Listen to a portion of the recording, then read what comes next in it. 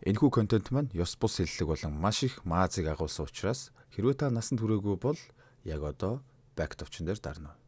Баярлалаа.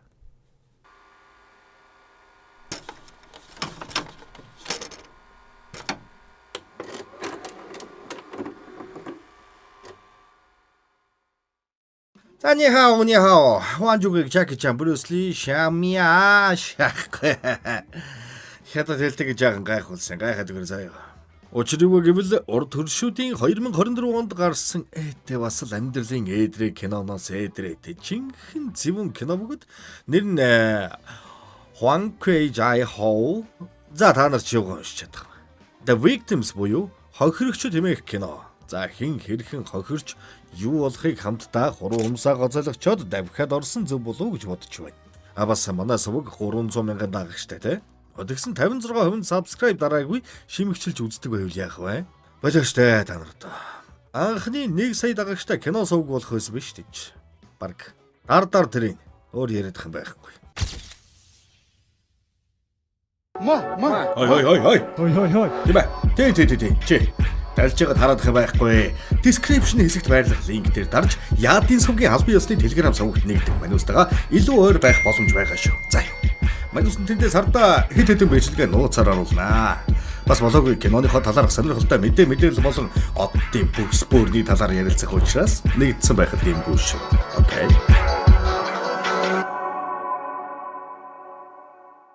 За, энэмэгтэйг Мэри гэнэ. Гэхдээ жинхэнээр нь биш, ширээний хүүхэн хийж олон танигдсан OnlyFans хөлийн 3 of Mary гэдэг аккаунтных нь нэр. Шөнийн цагаар баар саванд баян хөгшчүүлийг хөгжөөж 60 жил ханилж үр хүүхдийн салтаа саваа задлан байж гаргаж өсгөж өндөлгсөн эхнэрийн нийлж муулж арх годарч заримд нь гулгай массажны үйлчилгээ үзүүлдэг. Нэгэн өдөр Мэри спа ахыхаа авч өгсөн улаан өнгийн машин авнаа тэнэгэнтэй мөнгө бэлэн болсон гэж утсаар ярин хотоос нэлээд зайтай байдаг Huanca Villa гэх хөлбөмбөг үзүүлдэг паб руу явхад нь араас нь нэг мототой бүхсний цагаан хорхоо шиг салбаас юм дагаж байгааг таанч анзаарсангүй. Huanca Villa-гийн менежер шуунуудаа хооллож байхад нь гадаа машины тохиолдол дуурах шиг болохоор нь гарч хартал үүдэнд нь Мэригийн машины тохиолдол дуурч байснаа болж эргэн тойрныг ажиглавал тэр цаана нэг мотоцикл цаашаа явж харагдана. Ахху машин руу дөхөж очивол урд талын цонхыг хагшаачсан. Хойд суудал дээр Мэри худгалуулаад бурхан болсон байхыг хараад ахын сүнс зайлж одохын даваан дээр цагдаа дуудана. Цагдаа нар чирж цонхыг хаглаад цүнхийг авч явсан байхыг харвас хулгайн сэдэлтэй хүн амны хэрэг гэж урьдчилж түгнээд менежер ахаас байцаал тавхад би шувуунуудаа хооллож байсан чинь гадаа машины тохиол хангинаад. Хачин санагдаад очиод харсан чинь энэ эмэгтэй үгчгсэн байсан. Гэхэд мөрдөгч Юана танад хяналтын камер байдаг. Хэн нэгэн гарч явахыг харсан уу гэж асуул ах. Манайх камергүй, би өөрөө амьд камер байдаг. Байрны гадаа сууж байдаг эмээнээс дуудахааргүй штэ. Тэглэж манайх хотоос сайтай байдаг. Зорж ирдэг тоотой хэдэн хүн байдаг болохоор бүгдийг гаргаахгүй мэднэ. Тийм болохоор камер шаардлагагүй байдаг юм. Харин нэг эмэгтэй машины тохиоллын өмнө гарч явахыг харсан шүү. Нөхөр нь одоо ч би пүрөнд байгаа.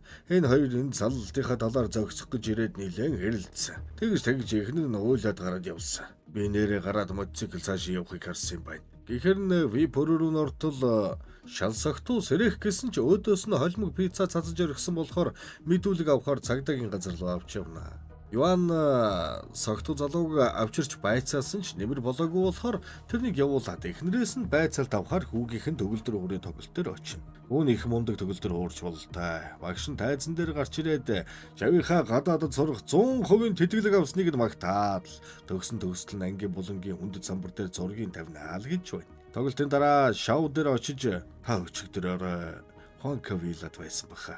Өчигдөр та гарч явахдаа ямар нэг сэжигтэй зүйл олж харсан уу гэж асуухад шоу би тэндээс гарч яваа зам дагуу алгасан. Би тэнд нэг ч хүнийг олж хараагүй ч намайг алхаж явтал нэг мотоциклтэй залуу намайг амбаардаж унгаагаад дээрмдэх гэж оролдож байхад хаанаас ч Лихай гэдэг манай компанитай хамтарч ажилладаг дунд сургуулийн маань нөгөө ангийн банд гарч ирж надад туслахад нөгөө мө чүрисийн стач амар хурдан алга болчтой. Би юм алдаагүй болохоор цагтаад мэддэггүй. Бүдэг гэрэлд бүх зүйл хурдан болж өнгөрснөөс болоод царайг нь чөлөгтэй харж амжаагүй. Гэсэн мэдүүлгийн дагуу Юан туслахаа дагуулад Лихай дээр очиж мэдүүлэг авахар явлаа. Лихай би тэр хаваар явж байхад нэг хүн нэг ширхэг эмэгтэйг дээрэмдчихэд Би ч за им түүнийг ирж бодохоор өгсөн хүний дээр болсон дээр гэж бодоод хажуугаар нь явахдаа хальтаарсан чи манай 10 жилийн найзыг дээрэмдүүлж байдаг байгаа. Тэгэхээр бууж очиад тусалсан. Сэжигтний царайг харж амжаагүй гэсэн мэдүүлэг өгнө. Ингээд Юан хамгийн ихний сэжигтэн болох мотоциклтэй залууг эрэлд гарахыг багийнхандаа тушаагаад өөрөө сугны үсээ дагуулад Мэригийн ажилдаг нэмэх төвч эргэн санан дурсахгүй, дурсаад заримдаа санахгүй омега дутагдсан хүмүүсгийнх бааранд ирээд түүнтэй хамт ажилдаг эмэгтэйгээс мэдүүлэг авна. Игч ажилласаа гараад удцов. Мэри игчд сүүлийн үед мөнгө хэрэгтэй байсныг л мэдэж байна. Салсан нөхөр нь шүүхээр хүүгийнхээ асран хамгаалах эрхийг аваад хүүг нь өөр мужи руу авч явсан. Өөрөө тэндээ хүнтэй суудсан. Суусан авгаан яг орхицсан ээж шиг хүүд нь ханддгийг мэдээд хүүгээ авах гэж мөнгө цуглуулж эхэлсэн. Хөөрхий хүүгээ санаал уйлал хөгшин ах нартай секстэл байдаг байсан. Гэхдээ Юана тэрнээс гэрийн мэдхүү. Сүүлийн үед тэрнтэй дотно байсан хүн бий юу гэж асуусанд гэрийн мэдэхгүй бид нар ч өөр нэр усаар байр түрээсэлж нууц амьдардаг хүмүүс. Гэхдээ сүүлийн үед ихч нэг хүнтэй их уулздаг болсон. Жанон рестораны тогооч Цайжин гэсэн байхаа. Гэснээр мэдүүлгийн дагуу Жанон ресторан руу очиж Цайжинтай уулзахаар иртэл өнөөх нь цагдаагийн бараа хараа зөвхтаа шааш юм да. Гэмт хүн гэлбэлцэн бол энэ яг нухацсан биш үү гэснээр араас нь хөөж барьж аваад чи 6 дугаар сарын 12-ны өдөр Мэрийг цааш нь харуулсан биш үү гэсэнд захгүй би ажил дээр хоолоо хийгээ зогсож байсан.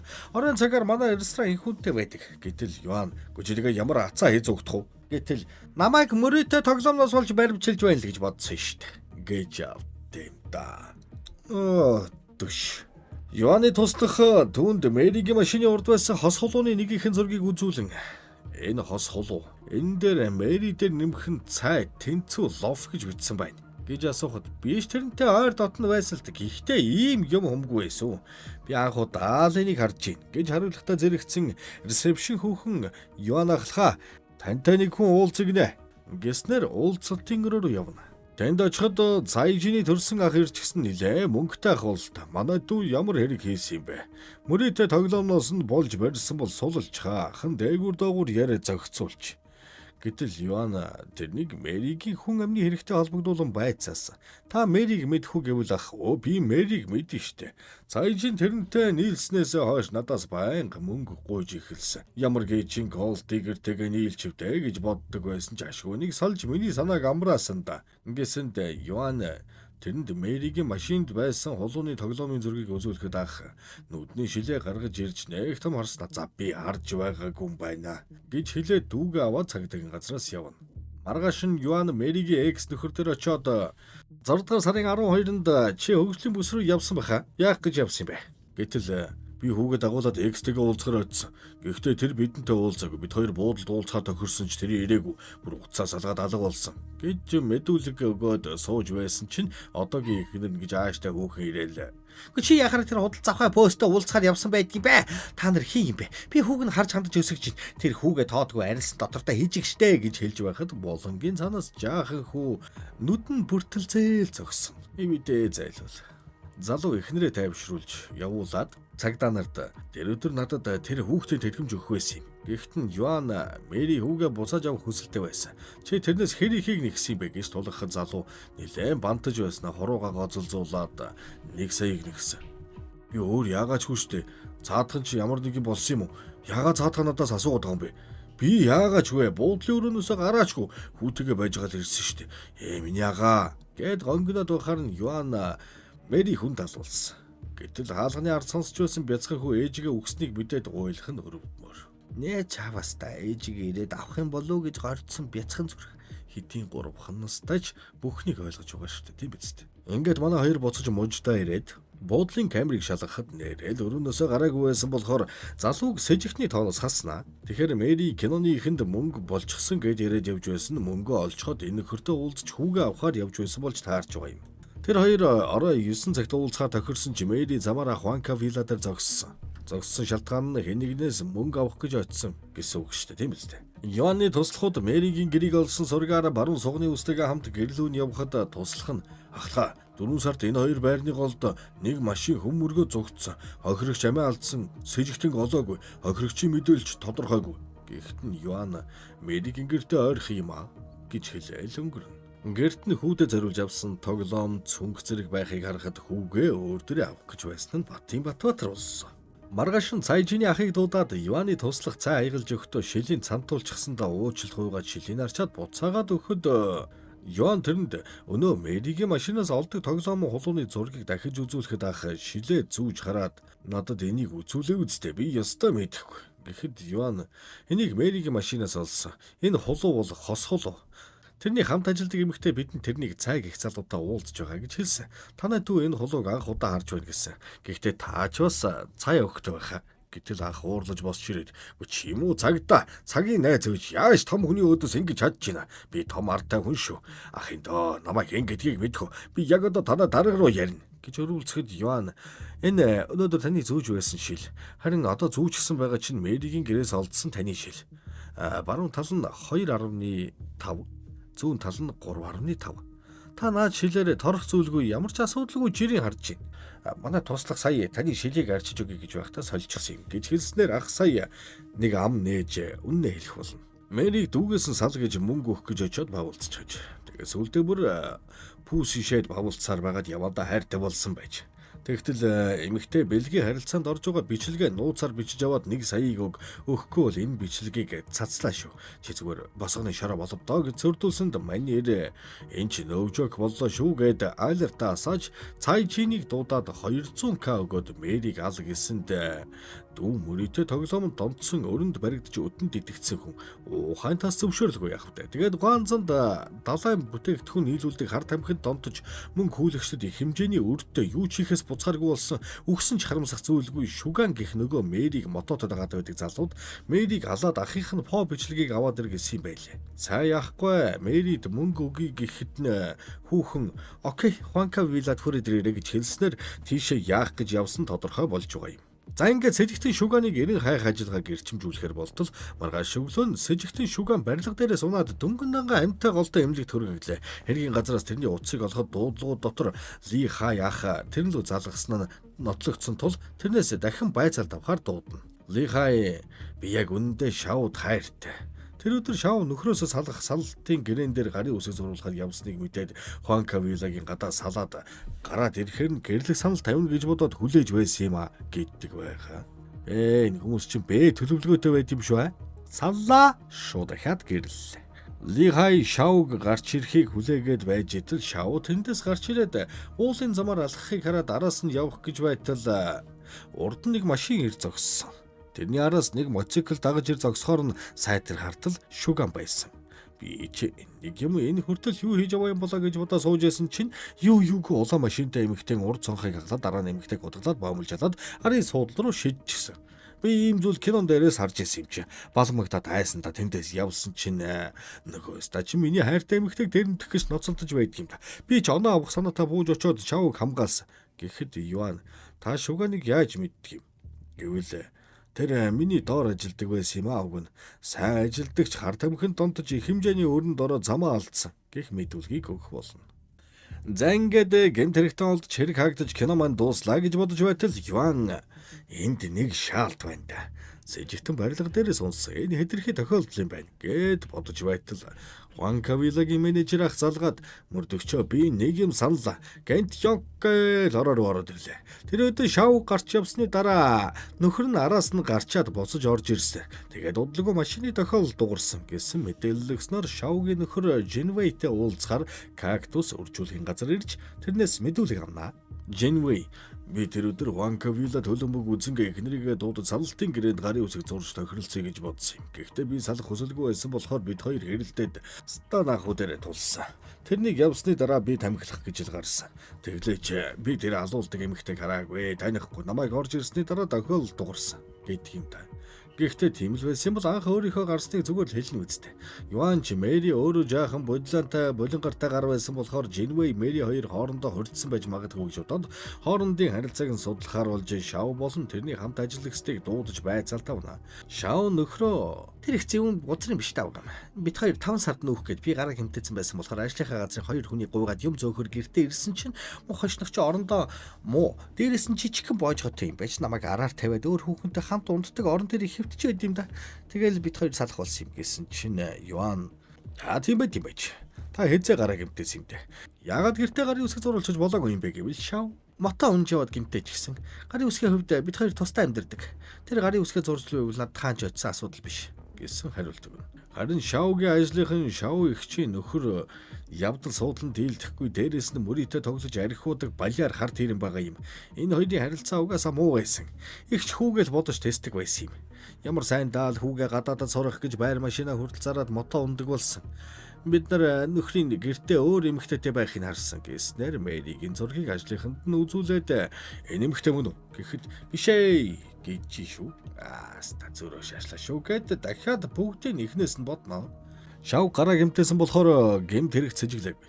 Гэхдээ тэрний хүү тэтгэлгээр сурахаар болсон байхад яагаад байр машина зарах болсон юм болоо гэж бодоод байж байтал эмэгтэй туслах нь орж ирээл ахлахаа шавгийн машин зарсан бүртгэдийг олсонгүй. Гэхдээ Мэри 5 сард шавгийн машины дугаарыг асууж утсыг олж өгөхийг хүссэн мэдээлэл олдсон.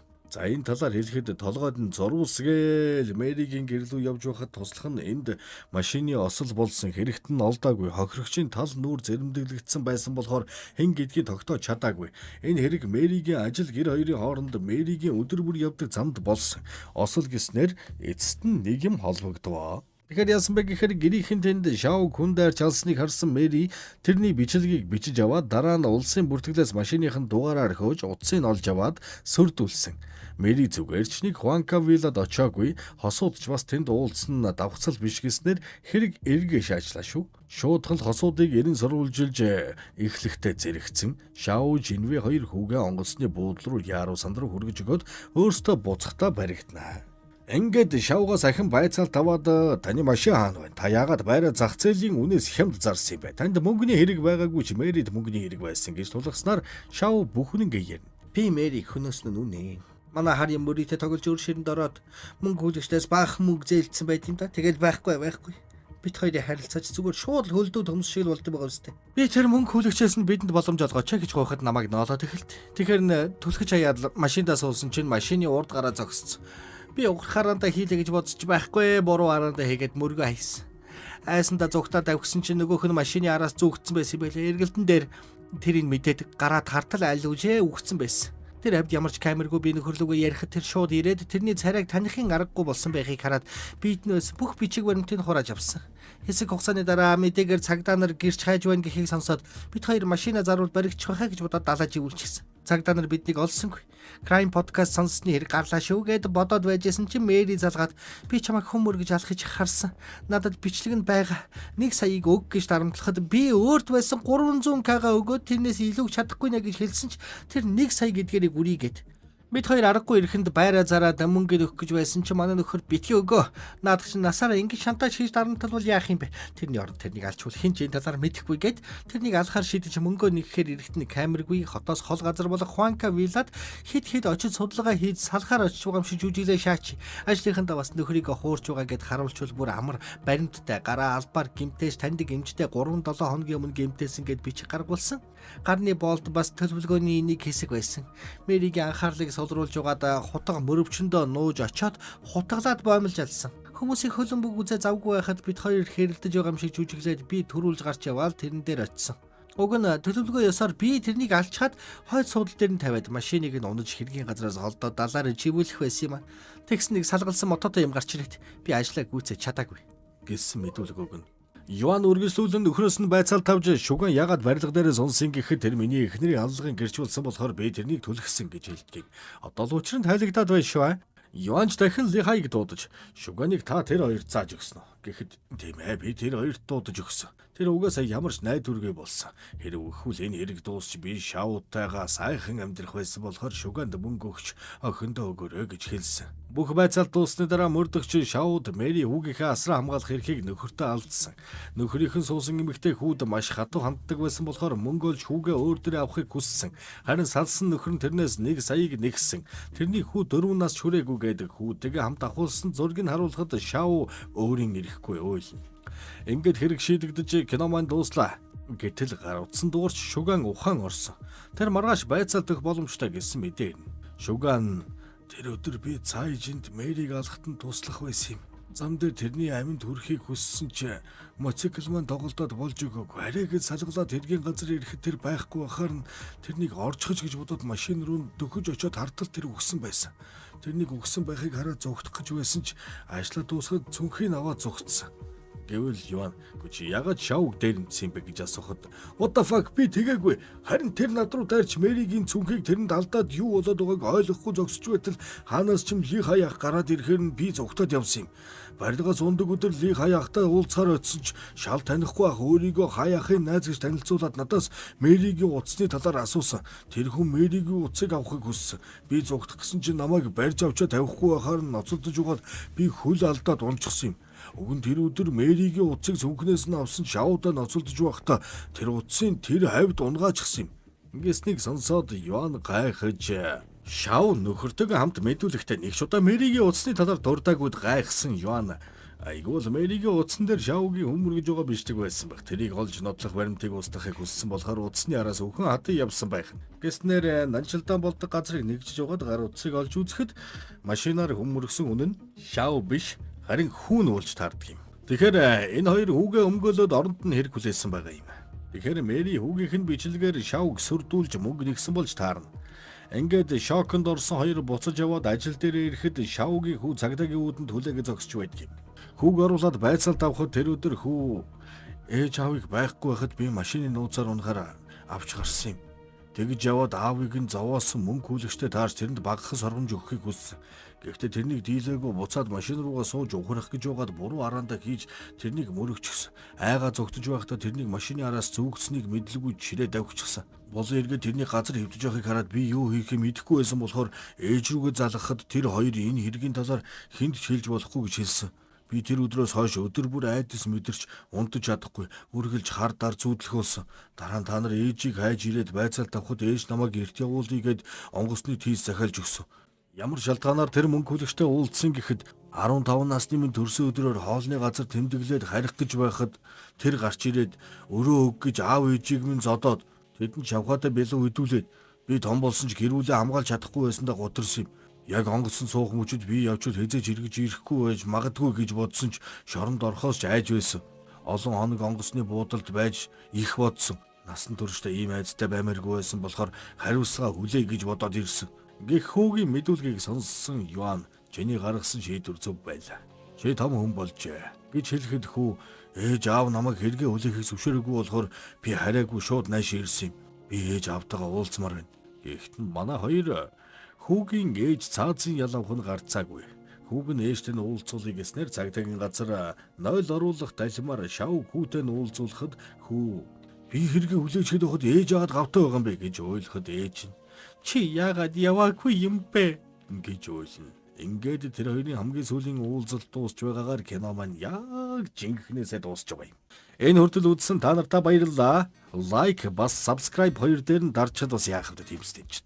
Ойлгаал өглүүлээл стресс түлээл бахаар.